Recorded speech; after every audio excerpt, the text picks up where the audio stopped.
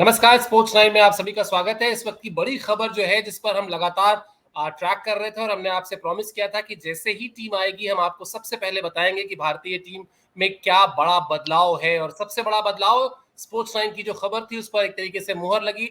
सूर्य कुमार यादव को बना दिया गया है T20 टीम का कप्तान। यही इकलौता आप कह सकते हैं T20 को लेकर जो पेच फंसा हुआ था वो इसी मुद्दे पर फंसा हुआ था कि क्या भारतीय टीम हार्दिक पांड्या की कप्तानी में खेलने जाएगी श्रीलंका, या फिर जैसा गौतम गंभीर चाहते हैं कि सूर्य कुमार यादव कप्तान बने। तो ये पेच सॉल्व हो गया है और T20 की कमान जो है वो दे दी गई है सूर्य कुमार यादव को। वनडे टीम को लेकर एक बार बता ही देते हैं आयुष, पहले किस तरह से चीजें हुई हैं, उसके बाद विस्तार से बात करेंगे। वनडे टीम को लेकर भी आप ये कह सकते हैं कि गौतम गंभीर जो चाहते थे, जिस तरह से उनकी स्ट्रैटेजी थी, वही हुआ है। रोहित शर्मा और विराट कोहली दोनों ही खिलाड़ी टीम में शामिल हैं, जिसका मतलब कि जो वो चाहते थे कि चैंपियंस ट्रॉफी से पहले, चूंकि वनडे फॉर्मेट में सिर्फ 6 मैचेस हैं और इन दोनों सीनियर प्लेयर्स को इन 6 मैचेस में होना चाहिए, कहीं ना कहीं ये मैसेज बोर्ड ने भी इन दोनों खिलाड़ियों तक पहुंचाया और इन दोनों खिलाड़ियों ने भी अपनी सहमति जताई। इसीलिए जो वनडे की टीम अनाउंस हुई है उसमें विराट कोहली का नाम भी है, रोहित शर्मा का नाम भी है। मुझे लगता है सबसे पहले शुरुआत करते हैं आयुष, और आप T20 की टीम जो आई है, जो आपके सामने स्क्रीन पर है, वो आप पढ़ दीजिए और उसके बाद हम बातचीत को आगे बढ़ाते हैं। बिल्कुल सर। T20 स्क्वाड जो अनाउंस हुआ है उसमें सबसे बड़ी चीज जो मझधार में फंसी हुई थी टीम की, भाई हार्दिक पांड्या या सूर्य कुमार यादव। कप्तान सूर्य कुमार यादव के साथ गौतम गंभीर गए हैं, जो वो चाहते थे वो चीज हो चुकी है। शुभमन गिल को वाइस कैप्टन बनाया गया है टीम का। यशस्वी जायसवाल है, रिंकू सिंह है टीम में, रेयान पराग के साथ टीम ने परसिस्ट किया है, उनको एक और मौका मिला है। ऋषभ पंत है विकेट कीपर के तौर पर, उनकी वापसी होती है। संजू सैमसन को भी मौका मिला है। हार्दिक पांड्या टीम में मौजूद हैं। शिवम दुबे, अक्षर पटेल, वॉशिंगटन सुंदर, रवि बिश्नोई, अर्शदीप सिंह, खलील अहमद और मोहम्मद सिराज। T20 स्क्वाड कुछ इस तरीके का नजर आता है। बहुत सारे पुराने खिलाड़ी जो हैं उनकी वापसी हुई है। वर्ल्ड कप विनिंग स्क्वाड के खिलाड़ियों की वापसी हुई है और वहीं पे बहुत सारे यंग खिलाड़ी हैं जिनको जिम्बाब्वे दौरे में शायद बेहतर प्रदर्शन करने का एक जो है वो फायदा मिला है और उनके साथ टीम गई है। सर, इंपॉर्टेंट बात यह है कि गौतम गंभीर खुद इस फिराक में थे, थोड़ा सा टिल्टेड थे वो टूवर्ड्स सूर्य कुमार यादव। और ये बात हम अपने प्री मैच शोज में भी कर रहे थे लगातार। आप भी इनफैक्ट बार बार इस बात पे जोर दे रहे थे कि गंभीर चाहते हैं सूर्य कुमार यादव, लेकिन चूंकि इतिहास और बाकी चीजें हार्दिक के साथ हैं तो दो मझधार में टीम फंसी थी। फाइनली वही हुआ जो गौतम गंभीर चाहते थे। हार्दिक के रहते हुए भी सूर्य कुमार यादव को कप्तानी दी गई है, वाइस कैप्टनसी भी उनको नहीं मिली। हार्दिक को उनकी जगह शुभमन गिल जो कप्तान थे जिम्बाब्वे सीरीज के, उनको वाइस कैप्टनसी दी गई है। कितना इंपॉर्टेंट स्टेप है ये इंडियन क्रिकेट में, looking forward specially T20 format में सर। बहुत साफ संदेश है आयुष, और साफ संदेश ये है कि आपको अपने फिटनेस को हमेशा इस तरह से मेंटेन रखना होगा कि टीम आप पर भरोसा करे, और ना सिर्फ भरोसा करे बल्कि लॉन्ग टर्म के लिए भरोसा करे। आप उठाकर देखिए, 2023 वर्ल्ड कप शुरू होता है, उसमें हार्दिक पांड्या बीच वर्ल्ड कप में अनफिट हो जाते हैं।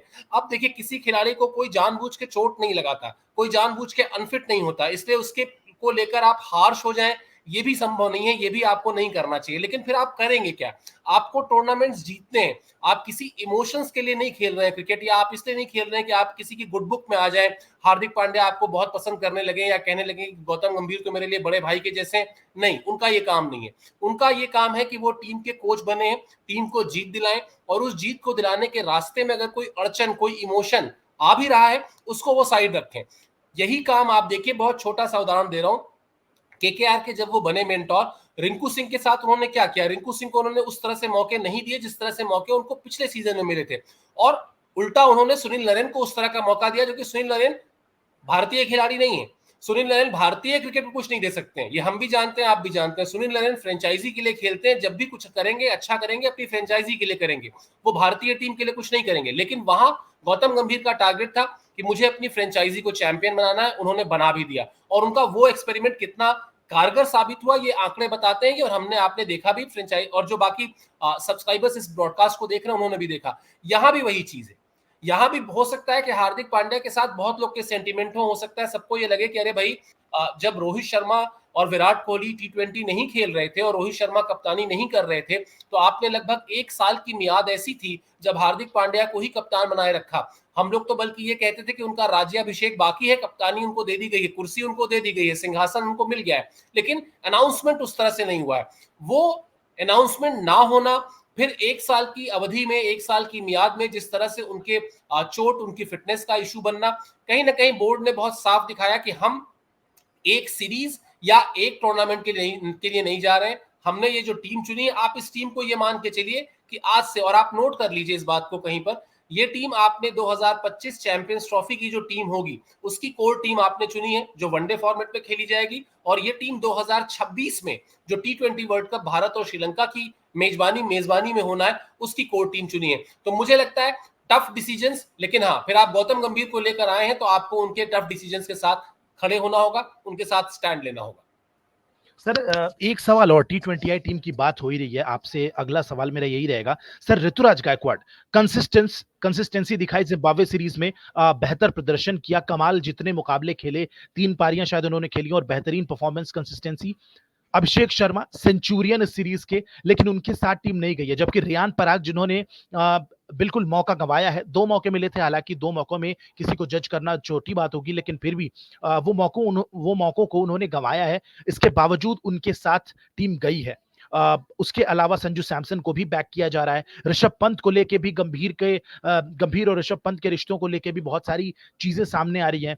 तो क्या क्या समझा जाए, मतलब गंभीर के दिमाग में क्या चल रहा है एज ए टीम, किस तरीके से वो टीम बिल्ड करना चाह रहे, क्या उनको लगता है कि वाकई में बहुत ज्यादा ओपनर्स खिलाना और उनको मौके देना इससे बेहतर है कि जिस पोजीशन पे जो खिलाड़ी बेहतर परफॉर्म करते आए हैं शायद उनको मौका दिया जाए, यही उनके दिमाग में चल रहा है सर? बिल्कुल आयुष, आपने अपने सवाल का जवाब बिल्कुल सही दिया है कि ये आप कई बार चीजें इसी तरीके से डिसाइड करते हैं। मान लेते हैं मेरे घर में मुझे एक ड्राइंग रूम बनाना है तो मैं एक ही बनाऊंगा ना, मैं वहां 4 ड्राइंग रूम तो नहीं बना दूंगा, मुझे एक बेडरूम भी चाहिए होगा, मुझे एक स्टडी रूम चाहिए होगा। वैसे ही इंडियन टीम को ढेर सारे ओपनर्स नहीं चाहिए, आप एक लिस्ट ऑफ ओपनर्स लेके चलते हैं, फिर आपको मिडिल ऑर्डर में लोग चाहिए, फिर आपको फिनिशर्स चाहिए, फिर आपको ऑलराउंडर्स चाहिए। तो ये उस तरह की टीम बनाई गई है। और फिर आप एक बार फिर वही बात दोहराता हूं कि जब गौतम गंभीर कोई काम कर रहे हैं, गौतम गंभीर बहुत बार बार आपने देखा होगा उनके क्लिप्स अभी बहुत वायरल हुए थे जब वो कोच बने, जिसमें उन्होंने कहा कि मुझे हारना नहीं अच्छा लगता। तो वो जब चीजें करते हैं, वो जिस तरह से अपने आप को स्ट्रेटेजाइज करते हैं, उसमें बड़ी क्लैरिटी रहती है कि वो हारना नहीं चाहते वो ये। और अभी देखिए, अभी अगर आप इस T20 स्क्वाड की बात करें और हम मेन 2026 की बात करें, तो अभी हमारे पास समय है। अभी आपके पास खिलाड़ियों को एक लंबा रन देने का समय है, आप मौका दीजिए, वो फ्लॉप हो जाए, आप दूसरे खिलाड़ी को ले आइए। आज की तारीख में ये नहीं कहा जा सकता कि Ruturaj Gaikwad 2026 T20 world cup की रेस से बाहर हो गए, कतई नहीं। हम्म। अब जिन खिलाड़ियों को मौका मिला है, इनको परफॉर्म करना है। अगर इनको परफॉर्म करने के ये परफॉर्म कर गए, हाँ, फिर रोड्स बंद है, ओपनिंग स्लॉट हमारा फ्रीज हो गया, हम आगे बढ़ेंगे। नहीं कर पाए तो हमारे पास एक बहुत तगड़ा ओपनर के तौर पर विकल्प मौजूद है। वही चीज विकेट कीपर पर है, वही चीज फिनिशर पर है। अभी मुझे लगता है कि जैसे आप कई बार कहते हैं ना कि ये हमारी स्टार्टिंग टीम है, एक बड़े टूर्नामेंट में जाने से पहले ये हमारी स्टार्टिंग टीम है। तो ये 2026 T20 वर्ल्ड कप, जो अभी सुनने में बहुत देर लग रहा है, लेकिन समय कैसे निकलता है ये हम और आप जानते हैं। क्रिकेट साल भर चलती रहती है और अचानक अभी 2026 सामने दिखाई देने लगता है। तो ये एक स्टार्टिंग टीम है, इस स्टार्टिंग टीम के साथ वो शुरू कर रहे हैं, और उसके बाद जैसे जैसे जैसे जैसे मौके आएंगे, जैसे जैसे खिलाड़ियों की परफॉर्मेंस आएगी, वो अपने फैसलों में 19-20 का बदलाव करते रहेंगे। एक बार फिर आयुष, मुझे लगता है अभी हम बातचीत तो ही करते ही रहेंगे, लेकिन एक बार फिर आप T20 टीम का जो अनाउंसमेंट है, उसके जो प्लेयर्स हैं उनका नाम दोबारा पढ़िए, ताकि सब्सक्राइबर्स को जो है एकदम याद हो जाए। बिल्कुल सर, और एक अभिमन्यु हमारे व्यूअर हैं, वो लगातार पूछ भी रहे हैं कि भाई अभिषेक शर्मा और जायसवाल की जो जोड़ी है वो बेस्ट थी, एक तरीके से बेस्ट ओपनिंग पेयर था, best T20 opening pair Abhimanyu भाई हमारे कह रहे हैं। उन पर भी आते हैं अभिमन्यु भाई की बात पे, लेकिन उसके पहले एक बार टीम आपको दोबारा से बता देते हैं। 3 T20Is भारतीय टीम को श्रीलंका के खिलाफ खेलना है, और सूर्य कुमार यादव को कप्तान बनाया गया है हार्दिक पांड्या के रहने के बावजूद। टीम एक बार मैं आपके सामने दोबारा पढ़ देता हूं। सूर्य कुमार यादव जो है वो कप्तान है, शुभमन गिल को वाइस कैप्टनसी दी गई है, यशस्वी जायसवाल हैं, रिंकू सिंह हैं, रियान पराग हैं, ऋषभ पंत हैं विकेट कीपर के तौर पे, दूसरा ऑप्शन विकेट कीपर का संजू सैमसन है, हार्दिक पांड्या है, शिवम दुबे, अक्षर पटेल, वॉशिंगटन सुंदर, रवि बिश्नोई, अर्शदीप सिंह की वापसी होती है, खलील अहमद है और मोहम्मद सिराज। ये आपकी T20I टीम बनती नजर आ रही है। तो सर अभिमन्यु भाई के सवाल पे भी एक बार वापस आएंगे कि दीपक दिनेश करके हमारे एक दो साथी हैं, वो भी लगातार बोल रहे हैं कि अभिषेक शर्मा को होना चाहिए था। सर अभिषेक ने एक फैन फॉलोइंग तो बना ली अपनी अच्छी खासी, और उनका इस टीम में ना होना, इतने अग्रेसिव खेलने के बाद भी शायद अभी गौतम गंभीर सोच रहे हैं कि एक आधा और सीजन एटलीस्ट आईपीएल का और इस तरीके से कंसिस्टेंटली बेहतर परफॉर्म करके दिखाएं, तब शायद उनका नंबर बिल्कुल आ जाएगा। लेकिन एज ऑफ नाउ जो पुराने खिलाड़ी हैं जिन्होंने लगातार परफॉर्म किया है, शायद उन पर टीम जा रही है, उनकी तरफ देख रही है। और एक सवाल मेरा ये भी रहेगा सर, हार्दिक पांड्या अब क्या सोच रहे होंगे, मतलब एज ऑफ नाउ अचानक से जो उनका ओहदा था टीम में एक, शायद टीम अनाउंसमेंट के बाद अचानक से उसमें डिप आई है एक, क्योंकि आप कहेंगे कि ठीक है इंपॉर्टेंस उनकी एज ए टीम मेंबर बहुत है, लेकिन कप्तानी से कहां पे अचानक से वाइस कैप्टनसी भी नहीं मिली, शायद उनको मंजूर भी नहीं होगी वाइस कैप्टनसी सूर्या की कप्तानी के बाद। तो मुझे मतलब वो हार्दिक पांड्या क्या सोच रहे होंगे एग्जैक्टली? देखिए, बाहर से आयुष हम लोग को ये लगता जरूर है कि बहुत बुरा हो गया जी उनके साथ। मतलब इससे बुरा क्या ही होगा, 1 साल तक वो कप्तानी कर रहे थे, वो तो ये सोच के बैठे हुए थे कि मुझे कप्तानी का ताज मिलने वाला है, लेकिन उनको कप्तानी नहीं मिली और वाइस कैप्टन भी नहीं बने। तो वाइस कैप्टन तो उनका बनना कहीं से लॉजिक नहीं होता। वाइस कैप्टन आप कैसे बना सकते हैं जिस खिलाड़ी को आपने कप्तान बनाया हुआ था? तो वो तो चैप्टर ही क्लोज कर दीजिए। अब एग्जैक्टली। आप इसको दूसरे तरीके से देखिए। ये वही हार्दिक पांड्या हैं जिन्होंने अपने पूरे करियर में इस तरह के इतने डाउनफॉल्स देखे हैं ना, कि वो अब तक इतने मेच्योर हो चुके होंगे। आप T20 वर्ल्ड कप का उनका आखिरी ओवर सिर्फ याद कीजिए। अगर कहीं उनके जहन में इस तरह की चीजें रही होती, भाई अगर ये आज उनको जो चीज बुरी लग रही है, ये बुरी तो 2024 T20 वर्ल्ड कप की जब टीम अनाउंस हुई तभी लगनी चाहिए थी ना। अगर बिल्कुल। उनको कप्तानी कप्तानी ही उनके जीवन का एकमात्र लक्ष्य होता, या कप्तानी ही उनके करियर का एकमात्र हाईलाइट होता, तो वो शायद उस वक्त ज्यादा आहत हुए होते कि भाई ये तो दो लोग जो हैं वो खेल भी नहीं रहे थे T20। रोहित शर्मा तो खेल नहीं रहे थे, विराट कोहली तो खेल नहीं रहे थे, लेकिन आपने एक तरीके से उनको बना दिया और बना के बता दिया कि साहब हमने रोहित शर्मा को कमान दे दी है। यहाँ तो आपने एक ऐसे खिलाड़ी को कमान दी है जो पिछले कुछ दिन पहले तक अभी T20 फॉर्मेट में दुनिया का नंबर 1 बैट्समैन था। तो वो काबिल बैट्समैन है, आप उसकी काबिलियत पर प्रश्न नहीं कर सकते। वो इस फॉर्मेट का सबसे ज्यादा प्रूवन कस्टमर है। उस खिलाड़ी ने अपने आप को इस फॉर्मेट में सबसे ज्यादा बार साबित किया है। तो यहां पर मुझे लगता है आहत होना, दुखी होना, परेशान होना, या शायद थोड़ा सा शोल्डर डाउन कर लेना, ये सिचुएशन हार्दिक पांड्या के साथ आनी नहीं चाहिए। अगर ये आनी ही थी तो ये तब आनी चाहिए थी जब T20 वर्ल्ड कप की टीम अनाउंस हुई थी। अगर वहां पर वो अपनी उन तमाम चुनौतियों से पार पाकर आते हैं, पूरी जी जान लगाकर परफॉर्मेंस करते हैं, और फाइनल में जिस तरह से वो आखिरी ओवर फेंकते हैं, ये कहा जा सकता है कि मैं नहीं मानता हूं कि हार्दिक, देखिए, और अगर बुरा लगा भी हो, मतलब ये भी मान लेते हैं, चलिए at the end of the day as a human being हम सब के अंदर थोड़ी बहुत तो इच्छाएं होती ही हैं। अपनी टीम को कौन नहीं चाहता कि वो अपनी टीम को कैप्टन करे, और जिसने किया भी हो सकता है। लेकिन फिर आप उसको उस परेशानी से, उस चैलेंज से, उस फीलिंग से ओवरकम कैसे करते हैं, आप कैसे बाहर निकलते हैं, आप कैसे मैदान में जाते हैं। तो आप ये दिमाग में रखते हैं कि मैं चाहे एज अ कैप्टन जिताऊं अपनी टीम को, या एज अ प्लेयर जिताऊं, अगर मैंने जिताया तो मेरा नाम होगा। आप बताइए, सूर्य कुमार यादव क्या T20 वर्ल्ड कप में भारतीय टीम के कप्तान थे? नहीं थे।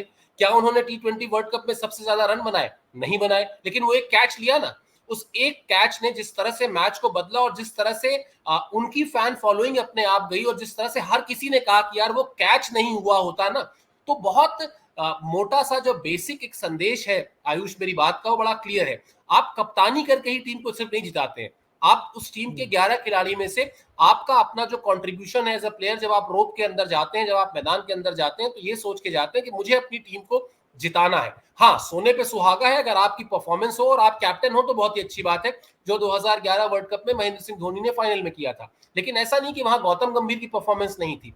तो इसलिए बुरा लगना, खराब फील होना, मुझे नहीं लगता। और ये सारे आपस में बड़े जेल करने वाले प्लेयर्स हैं। मुंबई इंडियंस में दोनों ने साथ में खेली भी है क्रिकेट काफी समय तक, तो मुझे लगता है सब कुछ सॉर्टेड है। और गौतम गंभीर बीइंग गौतम गंभीर सीनियर का रोल निभाएंगे, और साथ ही साथ सॉर्टेड है मामला। मुझे इसमें कोई बहुत पेच नहीं दिखाई देता। सर एक इंटरेस्टिंग चीज जो मैं अभी टीम दोबारा से देख रहा था, तो एक और इंटरेस्टिंग चीज मैं आपसे पूछना चाहूंगा। मुकेश कुमार ने बहुत कमाल का प्रदर्शन किया इस सीरीज में जो गई, क्योंकि अर्शदीप सिंह की वापसी हो गई है, तो ऐसा भी नहीं है कि हमारे पास लेफ्ट आर्म पेसर नहीं था। अर्शदीप की वापसी के बाद भी मुकेश कुमार को मौका नहीं मिला है। खलील अहमद जिनकी ये सीरीज सो रही थी, बहुत ज्यादा बेहतर नहीं रही थी जिम्बाब्वे वाली, लेकिन शायद आईपीएल का रिवॉर्ड उनको मिला है, क्योंकि आईपीएल में विकेट्स उन्होंने बहुत शानदार गेंदबाजी की, अच्छी विकेटें निकाली, अच्छी खासी नंबर, क्योंकि 2 लेफ्ट आर्म पेसर हमारे पास हो जाएंगे और एक मोहम्मद सिराज, 3 पेसर्स के साथ टीम जारी है सर। आयुष, मुझे लगता है मुकेश कुमार को लॉन्गर फॉर्मेट के लिए भारतीय टीम देख रही है। उनको आप 4 ओवर के T20 फॉर्मेट वाला गेंदबाज अभी तक मतलब मुझे नहीं पता कि वो खुद को अपने आप को उस कसौटी पर कितना खरा पाते हैं। लेकिन मुझे जो समझ में आता है, मेरी जो अपनी स्टैंडिंग है वो यही कहती है कि उनको लिमिटेड ओवर्स में अगर आप बहुत आजमाना चाहेंगे भी तो शायद वनडे में आजमाना चाहें T20 के लिए। और पहली चीज, दूसरी चीज, बाएं हाथ के एक तेज गेंदबाज का ऑब्सेशन है भारतीय टीम को, ये आप भी जानते हैं, और ये आज से नहीं है। विराट कोहली जब कप्तान थे तब से वो प्रयास कर रहे थे कि एक ऐसा गेंदबाज मिल जाए, फास्ट बॉलर मिल जाए जो 140 के आसपास की डिसेंट रफ्तार से गेंदबाजी करता हो, थोड़ा गेंद को हिलाता हो दोनों तरफ, तो हमारा काम आसान हो जाएगा। हमारी फास्ट बॉलिंग यूनिट जो है उसमें वेरिएशन आ जाएगी, उसमें एक विविधता आ जाएगी, एक नया आयाम जुड़ेगा। इसको आप ऐसे भी देखिए कि हो सकता है दो गेंदबाजों को ये मौका देके ये कोशिश की जा रही हो कि हमको फाइनली किसके साथ जाना है। हम एक ही गेंदबाज के साथ जाएंगे, लेकिन हम दो विकल्प लेके चलते हैं, जो ज्यादा बेहतर करेगा वो ज्यादा आगे जाएगा। मैं बार बार दोहरा रहा हूं, इस पूरे दोनों ही टीमों को, जो T20 स्क्वाड है उसको भी और वनडे के स्क्वाड को भी, आप इस नजरिए से चलिए कि गौतम गंभीर को जो एज अ कोच मिशन दिया गया कि 3 साल तक अब आपके पास ये टीम है, उस 3 साल में जो बड़े टूर्नामेंट्स हैं, चाहे वो वर्ल्ड टेस्ट चैंपियनशिप हो, चाहे वो ICC चैंपियंस ट्रॉफी हो, चाहे वो T20 वर्ल्ड कप हो, गौतम गंभीर ने अपना जो भी रोड प्लान बनाया है, उसके लिए जो ब्लूप्रिंट तैयार किया है, उस ब्लूप्रिंट की ये पहली झलक है। अभी आप इसको फाइनल तस्वीर ना मान लें, ये मानिए कि वो एज अ कोच जो उन्होंने प्लान किया है कि मुझे A to Z जाना है, तो उन्होंने अभी पहला अल्फाबेट का पहला लेटर वर्ड लिखा है, A लिखा है। अब इसके बाद वो BCD इसके आगे वो लिखते जाएंगे। इसलिए अभी एक झलक मानिए आप इसको, पिक्चर अभी बाकी है, मैं यही कहूंगा। ठीक है सर, एक सवाल और, टीम को देखते हुए कुलदीप यादव को T20 टीम में नहीं रखा गया है, और यूजी चहल का क्या मतलब? आईपीएल में तो उन्होंने बेहतर किया था, स्क्वाड के साथ वर्ल्ड चैंपियन भी बन गए वो। भले एक भी मुकाबला खेलने को नहीं मिला, लेकिन टीम के साथ वो भी गए। चहल का नाम कहीं नहीं है, ना ओडीआई टीम में, ना T20 टीम में। एक इंटरेस्टिंग चीज है, अक्षर पटेल, रवि बिश्नोई और वॉशिंगटन सुंदर, इन तीनों को एक साथ रखा गया है इस पूरे स्क्वाड में। ये इंटरेस्टिंग है क्योंकि ये फाइनल बैटल होगी, क्योंकि जडेजा के रिटायरमेंट के बाद से उस स्पॉट को पूरी तरीके से जगह कौन बना पाता है, इसकी लड़ाई लगातार चल रही है। रवि बिश्नोई को मौका मिला है, वॉशिंगटन सुंदर को मौका मिला है, अक्षर पटेल इस टीम में नजर आएंगे, कुलदीप नहीं है। कुलदीप या तो सीनियर खिलाड़ी बन चुके हैं जिनको अब थोड़ा रेस्ट देने के हिसाब से सोचा गया है कि T20I में अभी इनको खिलाने की जरूरत नहीं है, बाद में देखेंगे आगे चल के, या फिर और यूजी चहल का क्या मतलब? ये मेरा एक सवाल था सर, स्पिनर्स को लेके खासकर। देखिए ये वही आप इसको थोड़ा सा फॉरवर्ड कर, थोड़ा सा रिवाइंड कीजिए आप सारी चीजों को। यूजी चहल से भारतीय टीम आगे बढ़ चुकी थी। यूजी चहल अचानक बीच में आए, और वो सिर्फ इसलिए आए क्योंकि भारतीय टीम ने देखा कि हमको T20 वर्ल्ड कप जो खेलना है वो यूएस की पिचेस पे खेलना है, वेस्ट इंडीज की पिचेस पर खेलना है हमको। अब इसको आप ऐसे समझिए कि आईपीएल की परफॉर्मेंस थी, और प्लस वर्ल्ड कप जिस देश में खेला जा रहा था वहां वो उपयोगी हो सकते थे, ऐसा एक उम्मीद थी, ऐसी एक आप कह सकते हैं, अब लोगों को लगा। लेकिन मैचेस नहीं खेले उन्होंने। तो आप किसी एक नए खिलाड़ी को जो 22-23 साल का खिलाड़ी है उसको टीम में लेके आइए और बिना एक भी मैच खिलाए बाहर कर दीजिए, आप पे सवाल उठेंगे। लेकिन यूजी चहल कहीं भी स्कीम ऑफ थिंग्स में नहीं थे। उनको एक तरीके से एक संजीवनी बूटी मिली कि उनका आ गया वापस नाम टीम में, वो गए भी, लेकिन जरूरत नहीं महसूस हुई भारतीय टीम को। हाँ, कुलदीप यादव के नाम पे मैं सहमत हूं कि वहां शायद वो एक थॉट आ गया है कि भाई ये अब हमारे ऐसे गेंदबाज हैं जिनको बहुत छोटी सीरीज में हमको खपाना नहीं है, इनको जो बड़े मैचेस होंगे, मतलब ये बुमराह की लीग में आ चुके हैं कि इनको छोटी मोटी सीरीज में अब ज्यादा नहीं खिलाना है। मेन मुद्दे पे बुमराह से तो किसी को कंपेयर नहीं कर सकते आज की तारीख में आयुष आप, और वो दोनों अलग किस्म के गेंदबाज हैं। लेकिन हाँ, आप ये कह सकते हैं कि अगर स्पिन डिपार्टमेंट का कोई बुमराह हो सकता है तो वो शायद कुलदीप यादव हो चुके हैं। अब 3 नाम आपने लिए, अक्षर पटेल, वॉशिंगटन सुंदर, रवि बिश्नोई। आप जिम्बाब्वे के खिलाफ सीरीज देख के आ रहे हैं, जिम्बाब्वे के खिलाफ सीरीज में हम लोग बात भी कर रहे थे स्टूडियो में, रवि बिश्नोई की गेंदबाजी देख लीजिए। जिस तरह से कहते हैं ना कि स्पिनर के अंदर डर नहीं होना चाहिए, उसके अंदर जिगरा होना चाहिए कि वो बल्लेबाज को कहे कि हाँ मुझे मार के दिखाओ, देखता हूं कितना मार लोगे, दिखाओ मुझे मार के। वो एक एबिलिटी उनके अंदर है। वॉशिंगटन सुंदर को आप ये मान के चलिए कि हम बार बार जब जिक्र कर रहे हैं T20 वर्ल्ड कप के बाद हुए संन्यासों का, तो रोहित शर्मा, विराट कोहली का नाम आता है, वहां रविंद्र जडेजा का नाम भी है। रविंद्र जडेजा की जो जगह खाली हुई है वहां पर आप एक स्पिन ऑलराउंडर के तौर पर आप वॉशिंगटन सुंदर को इस्तेमाल कर सकते हैं। अच्छे फील्डर हैं, आप भरोसेमंद बल्लेबाज हैं, आप उन पर भरोसा कर सकते हैं, और उन्होंने टेस्ट मैचेस में भी रन्स करके दिए हुए हैं आपको। तो और अक्षर पटेल, अक्षर पटेल आपको कह सकते हैं कि लाइक टू लाइक रिप्लेसमेंट है उनका, रविंद्र जडेजा का। और अक्षर पटेल 2023 वर्ल्ड कप के ठीक पहले उनको चोट लग गई थी, वो थोड़े अनलकी भी थे, तो इसीलिए एक टीम बना दी गई। अब इस टीम में थोड़ा सा भविष्य की तरफ भी देखा गया है, थोड़ा सा इस बात का भी ध्यान रखा गया है कि ऐसा संतुलन रहे कि हम बहुत ज्यादा इनएक्सपीरियंस साइड ना दिखने लगे, कभी ऐसा ना हो कि दबाव पड़ा नहीं कि हम हार गए, जैसा जिम्बाब्वे में पहले मैच में हुआ हमारे साथ। तो हमारे पास एक ऐसी टीम हो जिस टीम में हमारे पास अनुभव भी हो, कुछ यंग प्लेयर्स भी हो, कुछ ऐसे प्लेयर्स भी हो जिनमें हम थोड़ा सा इन्वेस्टमेंट करें जो हमको अगले साल या अगले के अगले साल थोड़ा सा रिटर्न दें। तो उस अप्रोच के साथ ये T20 टीम चुनी गई है। लेकिन अच्छी बात यही है कि जो हम लोग बात कर रहे थे लगातार, जिस लाइंस पर हम बात कर रहे थे, और इसीलिए मैं हमेशा सब्सक्राइबर्स से कहता भी हूं कि आप स्पोर्ट्स लाइन को सब्सक्राइब कीजिए, क्योंकि हम जिस तरह से खबरों का एनालिसिस करते हैं, जिस तरह से लोगों से बातचीत करके खबरें रखते हैं, मुझे लगता है कि अभी तक शायद सारी खबरें हमारी जितनी भी हो, चाहे वो इससे पहले तमाम सीरीज को लेकर हो, वो सही ही जाती रही हैं। तो इस आकलन के लिए एक बार गुजारिश फिर से यही है, अभी वनडे टीम की तरफ बढ़े उससे पहले, कि सब्सक्राइब कर लीजिए फटाफट हमारे स्पोर्ट्स लाइन को, ताकि हमारा जो मोटिवेशन है वो बढ़ता रहे। वनडे टीम पर बढ़े आयुष अब। बिल्कुल सर, वनडे टीम पे बढ़ते हैं।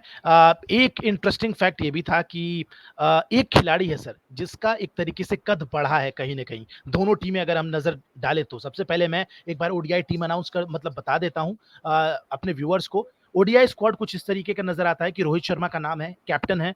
शुभमन गिल वाइस कैप्टन है। Virat Kohli, KL Rahul wicket keeper option, Rishabh Pant wicket keeper, Shreyas Iyer, Shivam Dube, Kuldeep Yadav, Mohammed Siraj, Washington Sundar, Arshdeep Singh, Riyan Parag, again दोनों टीमों में इनको जगह मिली है। अक्षर पटेल, खलील अहमद, हर्षित राणा। जसप्रीत बुमराह का नाम नहीं है, वो छुट्टी पे हैं। और बाकी दोनों खिलाड़ी विराट कोहली और रोहित शर्मा, जिनके नाम पे बहुत सारी चर्चाएं सर हो रही थी, वो हैं। लेकिन नीचे एक नोट भी लिखा हुआ है, BCCI will continue to monitor players availability and participation in the upcoming domestic cricket season 2024-25। ये सर टीम है फिलहाल जो मैंने अनाउंस की। अब मेरा पहला सवाल तो आपसे ये होगा, केएल राहुल है टीम में, और भी सीनियर खिलाड़ी हैं, लेकिन शुभमन गिल को वाइस कैप्टन बनाया गया है सर। इसका क्या मतलब, इसमें क्या समझ में आता है? क्योंकि शुभमन गिल को जिस तरीके से इतना प्रमोट किया जा रहा है, अभी जिम्बाब्वे सीरीज में वो कप्तान थे, यहाँ पे T20 टीम में वाइस कैप्टन बने हैं, वनडे टीम में वाइस कैप्टन में। क्या ऑफिशियली ये सीरीज डिफाइन करती है कि yes, this is now official that Shubman Gill is the next big thing in the Indian cricket, जिनको लगातार अब एक पुश किया जाएगा, और जब तक रोहित शर्मा अपनी जगह खाली करते हैं तब तक उनको रेडी किया जाएगा इस चीज के लिए? बिल्कुल यही यही संदेश है, लेकिन इसमें एक बड़ा स्टार लगा हुआ है, और वो बड़ा स्टार दरअसल सितारा नहीं है, वो चमकता हुआ आकाश का सितारा नहीं है, वो एक सबक है, वो एक मैसेज है। और मैसेज क्या है? यही काम हार्दिक पांड्या के लिए भी हुआ था।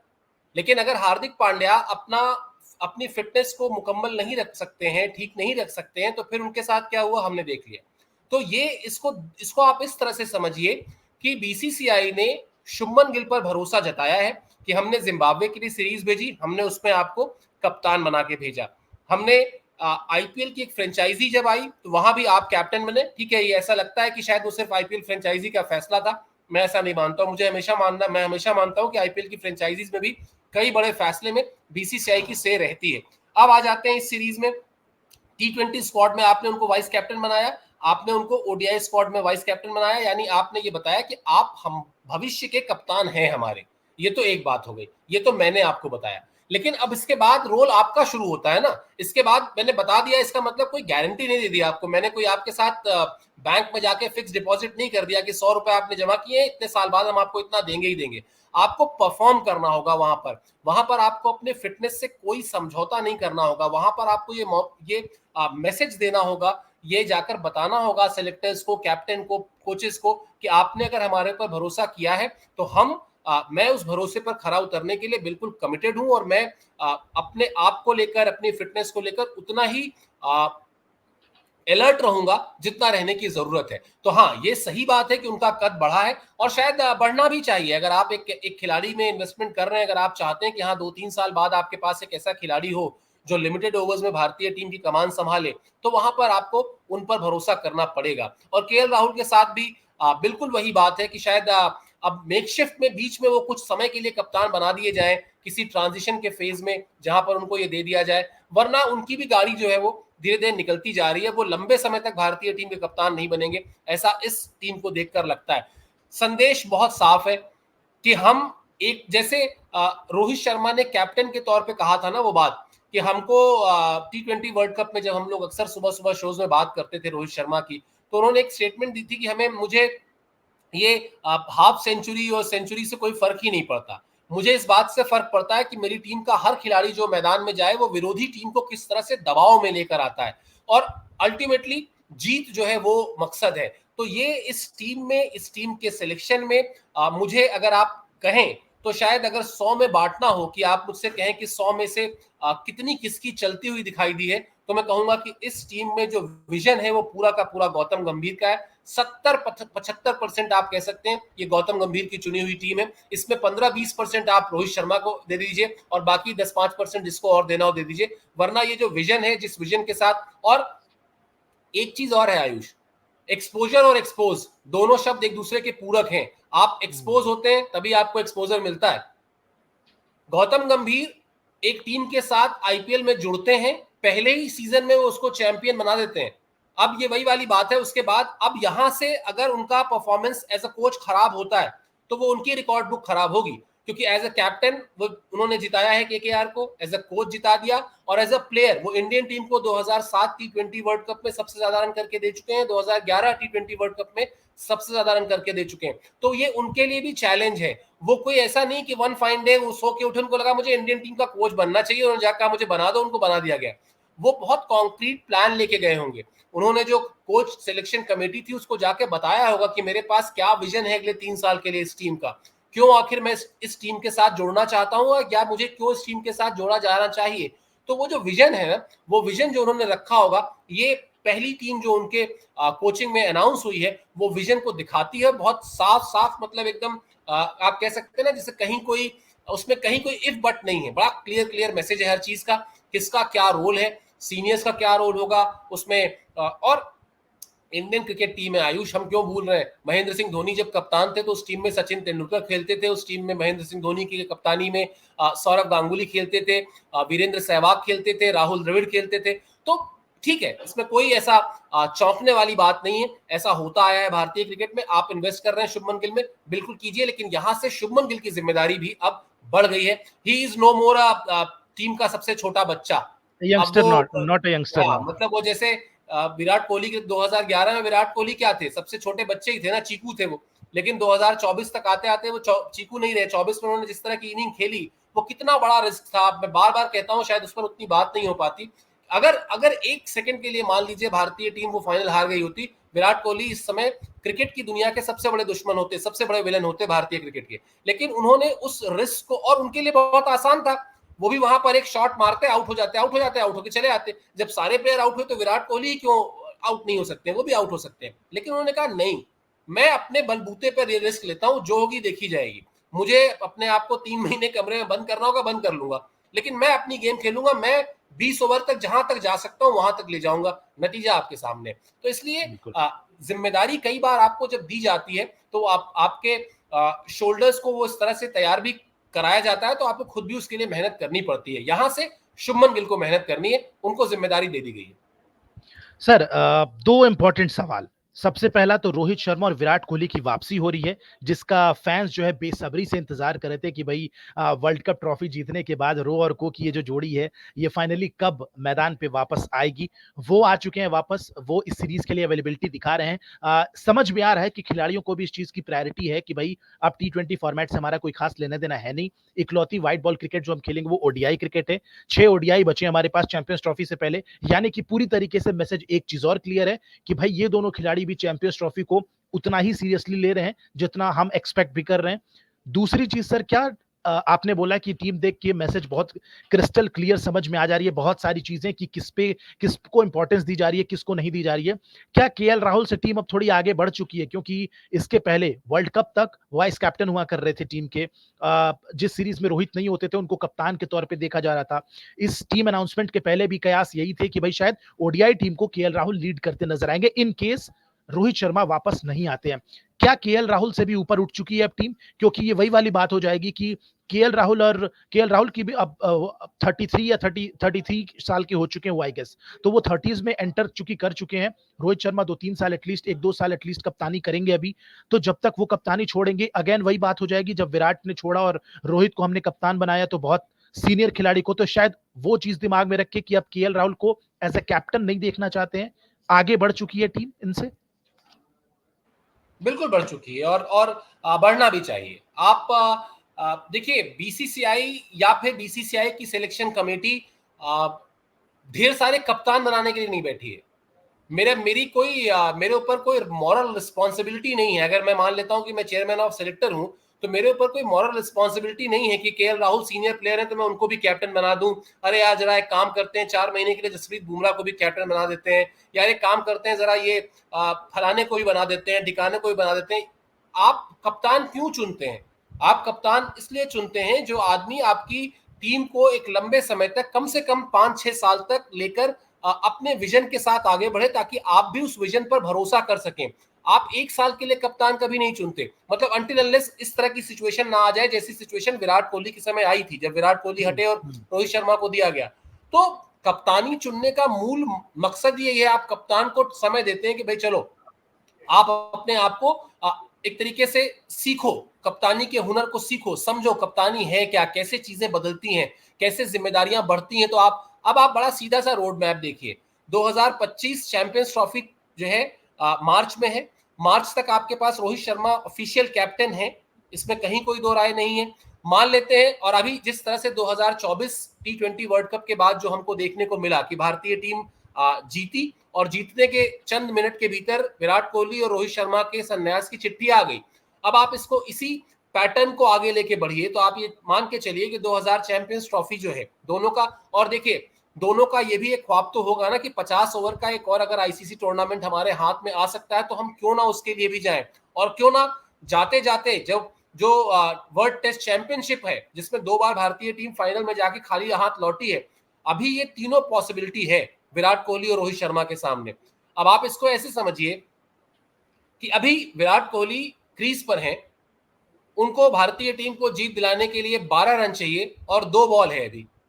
तो आप मानेंगे ना कि विराट है तो मुमकिन है, या रोहित है तो मुमकिन है, कहीं से आप ये नहीं मानेंगे कि ये नामुमकिन है। तो अभी बिल्कुल वही सिचुएशन है उनके करियर की। उन दोनों के पास अभी 2 बड़ी आईसीसी ट्रॉफी हैं, एक ICC test world test championship की ट्रॉफी है और दूसरी चैंपियंस ट्रॉफी की ट्रॉफी है। वही है, 2 बॉल है और 2 छक्के आपको मारने हैं, और वो दोनों छक्के मारने की काबिलियत तो दोनों खिलाड़ी रखते हैं। मान लेते हैं 2025 चैंपियंस ट्रॉफी भारतीय टीम जीत जाती है, एक और हाई आप आज लिखवा के ले लीजिए, 2 संन्यास उस दिन फिर आएंगे। अभी मैं बोल सकता हूं, लिख के दे सकता हूं ये बात, हार जाती है तो भी आएंगे, क्योंकि वो दोनों ही खिलाड़ी इस माइंडसेट के साथ जा रहे हैं कि अब ये हमारे लिए डू और डाई या नाउ और नेवर वाला मामला है। हम अगर अब ये चैंपियंस ट्रॉफी नहीं जीत पाए तो हम फिर चैंपियंस ट्रॉफी नहीं जीत पाएंगे, इस समय पहले जीत चुके हैं। तो अब उसके बाद फिर क्या, तब तक आपने शुभमन गिल को कितना समय दे दिया? लगभग 1.25 साल दे दिया। मतलब अगर आज से जोड़े तो कुछ महीने दे दिए, 1.25 साल तो नहीं लेकिन करीब करीब आपने 9-10 महीने दे दिए। तो आप 9-10 महीने में आपके पास वो सैंपल साइज भी आ जाएगा कि आप उनको एक लीडर के तौर पे जो चाह रहे हैं वो क्या उस तरफ उस दिशा में जा रहे हैं, कहीं उनकी खुद की बल्लेबाजी तो प्रभावित नहीं कर रही है। तो अभी एक जो जो हम लोग देखिए बात करते हैं ना, इसको ऐसे समझिए कि हम किसी बड़े टूर्नामेंट में जाने से पहले plan A, plan B, plan C बनाते हैं, लेकिन हम शुरुआत तो प्लान ए से ही करते हैं ना। हम प्लान सी थोड़ी ना ले आ देते हैं सबसे पहले, हमारे पास है प्लान बी, प्लान सी है हमारे पास, लेकिन हम शुरुआत करते हैं प्लान ए से। ये गौतम गंभीर के अगले 3 साल की क्रिकेट के विजन का प्लान ए है। इस प्लान में अगर कहीं कुछ 19-20 हुआ तो इसका प्लान बी भी आएगा, उसमें भी कुछ 19-20 हुआ तो प्लान सी भी आएगा, लेकिन as of now plan A यही कहता है कि भारतीय टीम हार्दिक पांड्या, भारतीय टीम केएल राहुल, भारतीय टीम युजवेंद्र चहल, इन सब नामों से किसी से खिलाड़ी के तौर पर, किसी से कप्तान के तौर पर आगे बढ़ चुकी है, और ये प्रैक्टिकल अप्रोच भी है।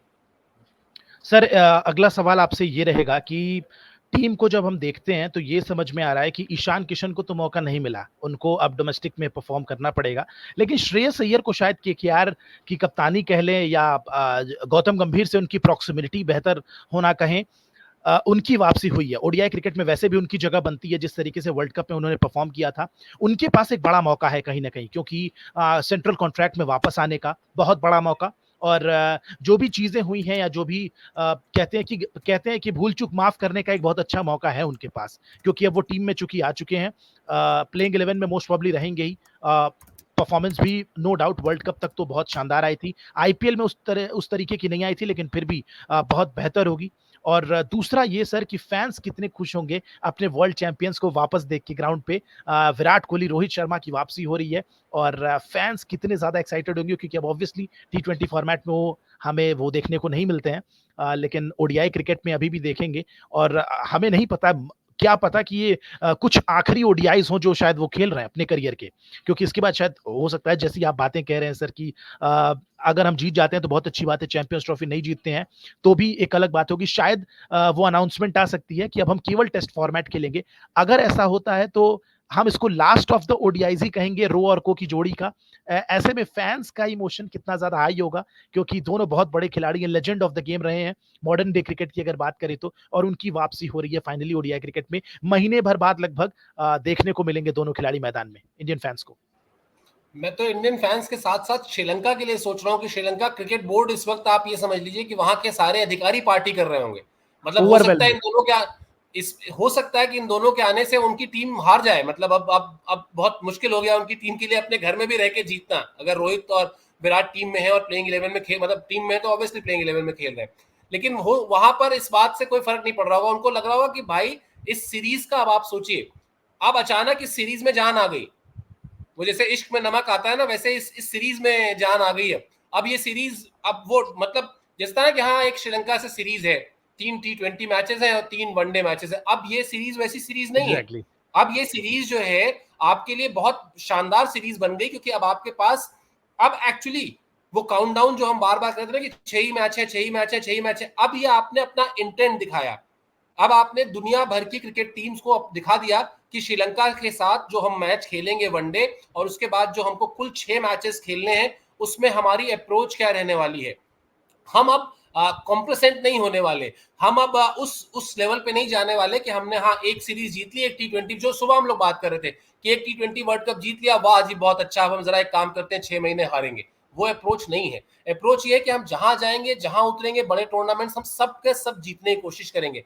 तो उस लिहाज से निश्चित तौर पर भारतीय फैंस के लिए बहुत अच्छी खबर है, श्रीलंका क्रिकेट बोर्ड के लिए बहुत अच्छी खबर है, क्योंकि इस सीरीज से अगर उनकी कमाई, उदाहरण के लिए मान लेते हैं कि वो 100 रुपए हो रही थी तो वो 150 रुपए होगी, क्योंकि अब जो है, अब वो जो विज्ञापन हर ओवर के बाद चलते हैं ना, उसमें वो विज्ञापन भी बढ़ेंगे, आप ये भी मान लीजिए, क्योंकि रोहित और विराट अपने साथ सिर्फ अपना स्टेचर लेके नहीं आते, वो अपने साथ बहुत बड़ी ह्यूज फैन फॉलोइंग लेकर आते हैं, वो अपने साथ बहुत सारे ब्रांड्स को लेके आते हैं, और क्रिकेट यही है भी इन दोनों खिलाड़ियों का। तो ये मेरे ख्याल से इंटरेस्टिंग चीज है। बाकी एक सवाल आप कुछ और पूछ रहे थे, वो मुझे याद नहीं है सर। श्रेयस अय्यर पे, श्रेयस अय्यर की जी। के लिए बहुत बड़ा मौका। श्रेयस अय्यर भी देखिए, श्रेयस अय्यर के लिए बहुत बड़ा मौका, और श्रेयस अय्यर एक ऐसे खिलाड़ी हैं जो रोहित शर्मा और शुभमन गिल के बीच एक टेन्योर उनको कप्तानी का मिल सकता है।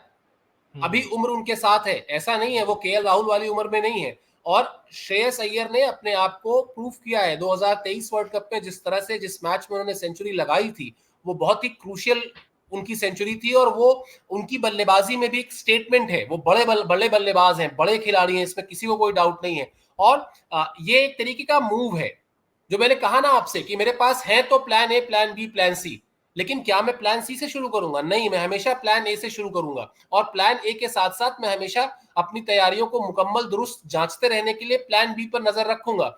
तो श्रेयस अय्यर, मैं उनको एक ऐसे प्लेयर के तौर पर देखता हूं, उस रोल के तौर पर देखता हूं जहां पर रोहित शर्मा, अगर 2000 जो मैं बड़ा कन्विंस्ड हूं, मैं बड़े दावे से अपने ये बात कह रहा हूं, मेरी गट फीलिंग कहती है कि चैंपियंस ट्रॉफी वनडे के लिहाज से रोहित और विराट का आखिरी टूर्नामेंट होगा। उसके बाद क्या तुरंत शुभमन गिल को दे देना है या नहीं? 2 साल और देना है उनको मौका, क्योंकि तब तक वो 26-27, मतलब अगले साल वो 25 के होंगे। तो क्या आप उनको 26-27 तक जाने देना चाहते? ठीक है, जाने दीजिए, और वहां पर आप फिट करिए तुरंत। वो जेंगा गेम होता है ना, वो उसमें तुम्हारी लकड़ियां ऐसे ऐसे इधर उधर फिट करके बनाई जाती हैं चीजें। तो ये एक अच्छा मूव है ये भी, तमाम चीजों की तरह। और इस देखिए, कई बार क्या होता है आयुष, आपको कुछ चीजें हो सकता है अच्छी या बुरी की अलग परिभाषा है, लेकिन तार्किक होनी चाहिए। लॉजिकल होनी चाहिए। वो हो सकता है लॉजिकल हो, आपको खराब लग रही हो सकता है खराब लग रही हो लेकिन लॉजिकल है, हो सकता है अच्छी लग रही है लेकिन लॉजिकल है। तो ये टीम लॉजिकल है। इस टीम में हो सकता है आप कुछ कमी निकाल दें, कुछ मैं कमी निकाल दूं, कुछ आप इस टीम में कह दें कि ये अच्छा है, मैं भी कह दूं कि हाँ ये अच्छा है, लेकिन eight the end of the day 100 में से आप रायशुमारी करा लीजिए, सर्वे करा लीजिए, हो सकता है 90% से ज्यादा लोग कहेंगे कि दिस टीम इज लॉजिकल। जो लॉजिक कहता है उस हिसाब से चुनी गई टीम है। और हम अच्छे लगने और बुरे लगने से क्रिकेट नहीं जीतते, हम लॉजिकल होने से ही जीत हासिल करते हैं। यही जिंदगी का भी फलसफा है। आप काम करते हैं जब आप लॉजिक के साथ आगे बढ़ते हैं, आपके साथ आपके बेसिक जो चीजें हैं, बेसिक जो प्रिंसिपल्स हैं, उन सब के साथ लॉजिक कंक्लूड होता है, इंक्लूड होता है, तो फिर सारी चीजें जो है वो बेहतर नतीजे की तरफ जाती हैं। ऐसा मुझे लगता है कि है, और ये टीम कम से कम यही बताती है। सर जाते जाते एक आखिरी सवाल, रविंद्र जडेजा टीम में नहीं है, ओडीआई टीम में भी, टी20 से तो संन्यास ले लिया, ओडीआई में क्या अब उनसे भी टीम आगे बढ़ चुकी है कि मतलब अब केवल टेस्ट क्रिकेट खेलेंगे वो, या कोई रीजन हो सकता है उनको ना लेने का, पिक करने का? हो सकता है प्लान बी का हिस्सा हो। आप कुछ देखिए, कुछ खिलाड़ी आपको इंडियन क्रिकेट की साइकी बड़ी सिंपल है, इतने सालों से आप भी देख रहे हैं। हम हमेशा मेहनत करते हैं इसलिए कि हमारा कोर ग्रुप क्या है, और बड़े टूर्नामेंट में जाने से पहले, जैसे हम जब भी किसी आईसीसी के टूर्नामेंट में जा रहे हैं, तो उससे पहले हम कोशिश ये करते हैं कि हम प्लेइंग 11 के हिसाब से सोचें, हम स्क्वाड के हिसाब से ना सोचें कि 15 के स्क्वाड में कौन कौन है, उस स्क्वाड में चलो शिवेंद्र को भी रख लेते हैं, चलो आयुष को भी रख लेते हैं, खुश हो जाएंगे ये नहीं। क्या हम उनको प्लेइंग 11 में जगह दे पाएंगे? अगर नहीं दे पाएंगे तो खुश करने के लिए नहीं रखना है। हो सकता है कि गौतम गंभीर वनडे फॉर्मेट में जो प्लेइंग 11 देख रहे हैं, उस प्लेइंग 11 में प्लान ए में रविंद्र जडेजा की जगह ना बनती हो। अब प्लान ए में जिनको जिनको मौका दिया गया है, अगर वो नहीं कर पाएंगे तो प्लान बी है हमारे पास। और जिसको भी कॉल जाएगी, अगर मान लीजिए रविंद्र जडेजा को प्लान बी के तहत फोन जाती है कि भाई आइए टीम में आ जाइए, तो वो थोड़ी ना कहेंगे नहीं नहीं मैं नहीं आ रहा, आपने मुझे प्लान ए में नहीं रखा था, अब मैं नहीं आ रहा हूं, जाइए, ऐसा तो नहीं होगा। तो प्लान ए ये है जो मैं बार बार कह रहा हूं, उसकी झलक है। थोड़ा सा इंतजार करते हैं, सैंपल साइज अभी हमारे पास है, समय हमारे पास है, जैसे जैसे मैचेस होंगे वैसे वैसे गौतम गंभीर अपना जो और उनके पत्ते हैं वो खोलेंगे और तस्वीर साफ होगी। और अल्टीमेटली सबका लक्ष्य यही है कि जीत हासिल करे भारतीय टीम। और वो जो हम 2 गेंद पर 2 छक्के लगाकर विराट कोहली और रोहित शर्मा को और ज्यादा खुश देखना चाहते हैं, या उनके फैंस को और ज्यादा खुश देखना चाहते हैं, उनके साथ साथ भारतीय क्रिकेट फैंस को खुश देखना चाहते हैं, कुछ वैसे ही एकदम बढ़िया सी एक फिल्म की कहानी की तरह का अंत हो अगर इन दोनों का, करियर वाइज, मतलब वनडे टेस्ट पूरा टी20 हो चुका है, तो फिर इससे अच्छा क्या है, सोने पे सुहागा यही तो होता है।